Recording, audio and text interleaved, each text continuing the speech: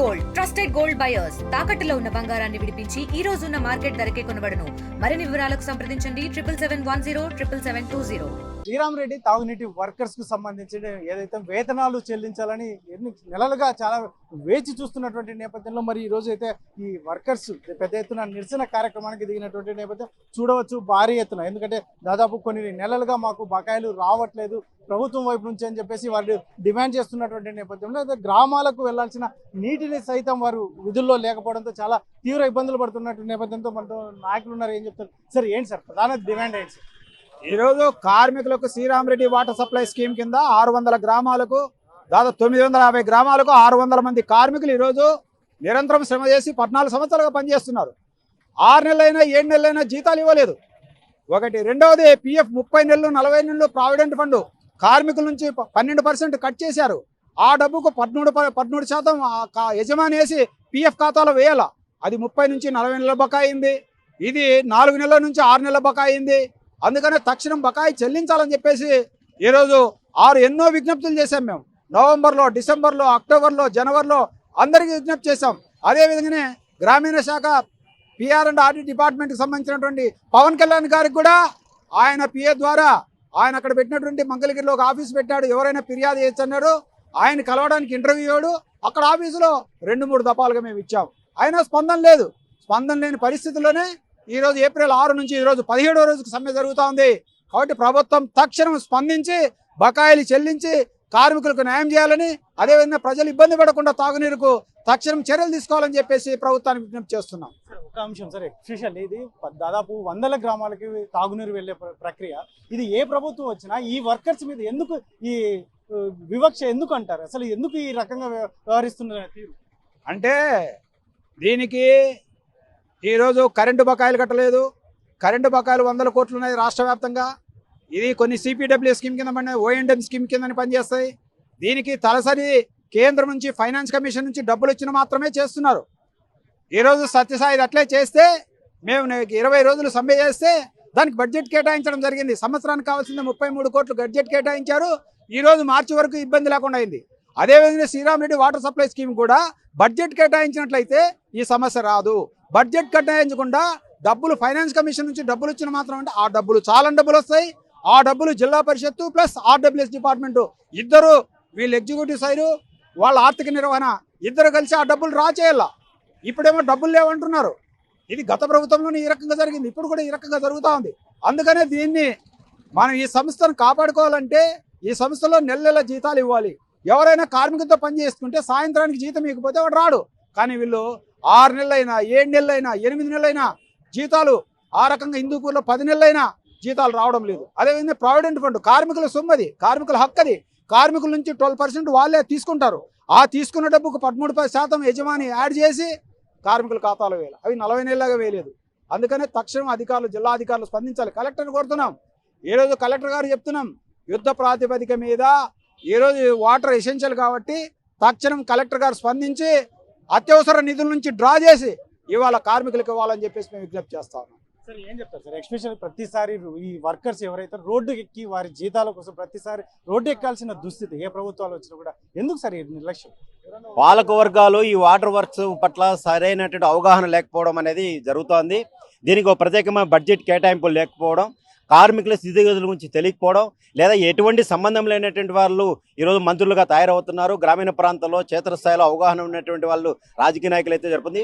రాజకీయ నాయకులందరూ కూడా వ్యాపారస్తులుగా వచ్చారు కాబట్టి వ్యాపారస్తులు లాభం ఆలోచిస్తారు తప్ప ప్రజలకు సేవ చేయడం లేదా కార్మికుల స్థితిగతుల గురించి ఆలోచించే పరిస్థితి లేదు.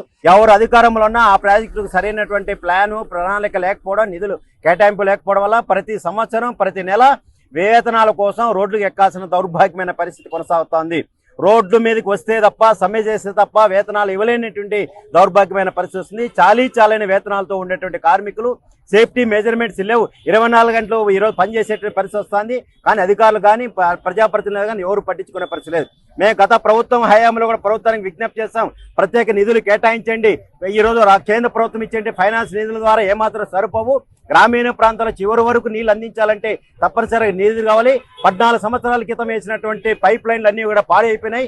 అవన్నీ కూడా తిరిగి పునరుద్ధరించాలంటే నిధులు కేటాయించాలని చెప్పేసి అడిగాను. కానీ లీకేజీలు అవుతున్నాయి, ఎక్కడగా లీకేజ్ గురించి పట్టించుకోలేదు.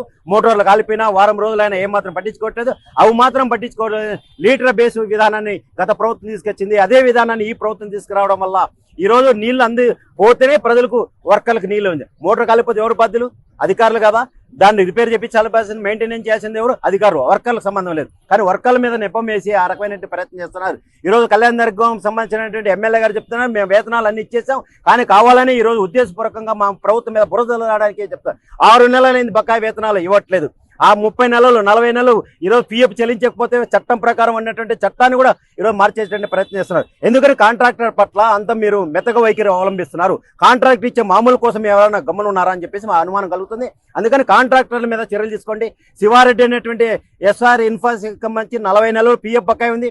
అట్లాగే కలాం నాయుడు 5 నెలలు పిఎఫ్ బకాయి ఉంది. అట్లాగే శివశంకర్ రెడ్డి సంబంధించినటువంటి కడప జిల్లా ప్రాంతానికి సంబంధించినటువంటి వ్యక్తి, అతను 5 నెలలు పిఎఫ్ బకాయి ఉంది. బిఎఫ్ చెల్లించిపోతే, వేతనాలు చెల్లించిపోతే ఏ రకంగా తిని బతకాలి?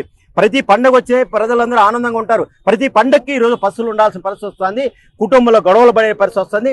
నిన్న మీరు కూడా చూసి ఉంటారు, కళ్యాణ దుర్గంలో నీళ్ల కోసం ఇది 2 వర్గాల కోటాడి కత్తిపోట్లకు గురైనటువంటి సంఘం ఉంటుంది. కానీ ఏమాత్రం పట్టించుకునే పరిస్థితి లేదు, ఏమాత్రం బాధ్యతగా వివరించే పరిస్థితి లేదు. అందుకని ప్రభుత్వం పెద్ద ఎత్తున, మేము కూటమి ప్రభుత్వం పెద్ద ఎత్తున మేము ఆందోళన చేస్తున్నాం, ప్రజలకు సమస్య పరిష్కారం చేస్తామని చెప్పేసి అంటారు. మరి మీ కూటమి ప్రభుత్వంలో 10 నెలల కాలంలోనే రోడ్ల మీదకి వచ్చి ఆందోళన చేస్తుంటే పట్టించుకునే పరిస్థితి లేదు. ఈరోజు శ్రీరామరెడ్డి కార్మికులు ఉన్నారు, అట్లాగే ఉద్యోగ కార్మికులు మీ ప్రభుత్వం మీద అనేక ఆశలు పెట్టుకున్నారు, ఏమాత్రం పట్టించుకునే పరిస్థితి లేదు. అందుకనే ప్రభుత్వాన్ని హెచ్చరిక చేస్తాం. మేము ఈ ఉద్యమాన్ని ప్రజా ఉద్యమంగా ముందుకు తీసుకెళ్తాం. గ్రామీణ ప్రాంతాల్లో నీళ్లు రానటువంటి గ్రామీణ ప్రాంతాల్లో వెళ్ళి ప్రజల మద్దతు తీసుకొని ఆ రకమైనటువంటి ఈ పథకాన్ని నిర్వీర్యం చేయడానికి కోసం, లేదా రాబోయే కాలంలో ఈరోజు డబ్బులు ఇచ్చి నీళ్లు కొనుక్కోవాలనేటువంటి ఆలోచనతో ప్రభుత్వం చేస్తుంది. స్థానిక సమస్యలకు అప్పచెప్పేసి గ్రామ పంచాయతీల నుంచి నిధులు వసూలు చేయాలని చెప్పేసి ప్రయత్నం చేస్తున్నారు. ఇప్పటికే కొన్ని ప్రాంతాల్లో విద్యుత్ మీటర్లను, అట్లాగే నీటి మీటర్లు పెట్టి ఆ రకమైన ప్రజల మీద భారం వేస్తూ ఈ డబ్బులు ప్రజలు ఇస్తేనే మీకు వర్కర్ల జీతాలు అనే పద్ధతి చెప్తున్నారు. మేము అడుగుతున్నాం, ప్రజలకు ఇచ్చినటువంటి వేతనాలతోనే, ప్రజలు కట్టిన పన్నులతోనే మీరు మాత్రం ఎమ్మెల్యేలు ఎమ్మెల్సీలు వేతనాలు పెంచుకుంటారు. మరి కార్మికులకు ఎందుకని వేతనాలు పెంచరు? పిఎఫ్ ఎందుకు చెల్లించరు? మీరు మాత్రం పెన్షన్ సౌకర్యం ఉంది, మాకు మాత్రం ఆ కార్మికులకు 24 గంటలు సేవలు అందిస్తున్నటువంటి కార్మికులు మాత్రం పెన్షన్ సౌకర్యం లేదు. ఇదేం అన్యాయం అని చెప్పేసి. అందుకని రాజ్యాంగం అందరికీ ఒకే రకంగా పనిచేస్తుంది, కానీ ప్రజాప్రతినిధులు అధికారం ఉన్న వరకు మాత్రమే రాజ్యాంగం ఒక రకంగా పనిచేయదు. అందుకని ఈ రాజ్యాంగాన్ని కూడా తూట్లు పడిచేటువంటి ప్రయత్నం పాలకవర్గాలు ప్రయత్నిస్తున్నారు. అందుకని వాటికి వ్యతిరేకంగా పెద్ద ఎత్తున పోరాటం కొనసాగించి ఇప్పటికైనా ప్రభుత్వం స్పందించండి. 17 రోజులైంది, నీళ్ళకి అల్లాడిపోతున్నారు, పట్టణాల్లో గ్రామీణ ప్రాంతాలు ఇబ్బంది పడుతున్నారు. అందుకని ఇప్పటికైనా ప్రభుత్వం స్పందించాల్సిన అవసరం ఉంది. అందుకని ఈ నిధులు కేటాయించి వాళ్ళకు బకాయి వేతనాలు పిఎఫ్ చెల్లించాలని చెప్పి సిఐటిగా రాష్ట్ర ప్రభుత్వాన్ని డిమాండ్ చేస్తున్నాం. ఇది శ్రీరామరెడ్డి తాగునీటి వర్కర్స్ యొక్క వేదన రోదన. మొత్తం మీద అయితే చూసుకుంటే వారికి నెలలుగా ఏదైతే ఉందో ఈ బకాయిలు అనేది చెల్లించకుండా వేధిస్తున్నటువంటి నేపథ్యం. ప్రభుత్వాలు అయితే మాత్రం మారిపోతున్నాయి, ఈ ప్రభుత్వం ఆ ప్రభుత్వం మారిపోతున్నాయి, కానీ వర్కర్స్ బాధలు ఏదైతే 24 గంటలు పనిచేస్తున్నటువంటి వర్కర్స్ బాధలు ఎవరు పట్టించుకోవట్లేదు అని ఇక్కడ సిపిఎం నాయకులు చెప్తున్నటువంటి నేపథ్యంలో, ముఖ్యంగా ఏదైతే ఉందో ప్రజాప్రతినిధులకు ఎవరు ప్రజలు కట్టిన పన్నులతో ఏదైతే ఉందో వేతనాలు చెల్లించుకుంటారో అవి పెంచుకుంటారు, కానీ ఏకంగా ఇక్కడ 24 గంటలు పనిచేస్తున్నటువంటి వారికి ఏమాత్రం పిఎఫ్ లేవు, అసలు జీతాలు లేవు. ఇవి వెంటనే రాష్ట్ర ప్రభుత్వం పరిష్కరించాలి, లేకపోతే పెద్ద ఎత్తున రోడ్ల మీదకి రావాల్సి ఉంటుంది అని చెప్పేసి అల్టిమేటం జారీ చేస్తున్నటువంటి నేపథ్యం. మరిన్ని వీడియోస్ కోసం ఛానల్ ని సబ్స్క్రైబ్ చేయండి. లేటెస్ట్ అప్డేట్స్ కోసం వాట్సాప్ ఛానల్ ని ఫాలో అవ్వండి. ఆ లింక్ డిస్క్రిప్షన్ లో ఉంది.